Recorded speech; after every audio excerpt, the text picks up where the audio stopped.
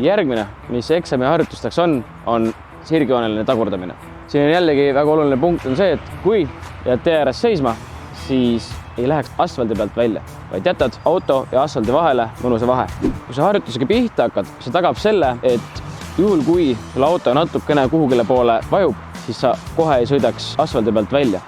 Aga selle harjutuse puhul on ikkagi oluline see, et sa mitte kuhugile poole ei kalduks, vaid pead suutma siis otsa sõita. Sirgjoonelise tagurdamisega, kuidas siis alustada? Tule välja, paned suunatule vasakule, tagurdama ja hakkad liikuma ja sõidukiiruse saad siis ise valida. Aga oluline pool on see, et sul on pidev liikumine sees, et ei oleks katkendlik.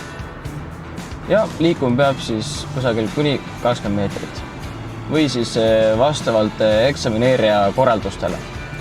Ning kui on tarvis seisma jääda, siis paned suunatule paremale tagasi ja jääd seisma.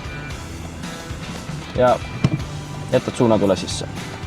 Kui harjutus teed, nagu tagant tuleb mingisugune sõiduk, siis iseseisvalt jääd seisma, enne peab muidugi suunatule sisse, siis jääd seisma, lased selle sõiduki või liikuruvahendi lased mööda ja siis jätkad oma tegevust. Aga täpselt samamoodi, kõigepealt suund vasakule sisse, hakkad liikuma, võtad välja, paned suuna paremale sisse, kui on tarvis seisma jääda ja siis peatad sõiduki. Ja sellega ongi kogu siis harjutus tehtud.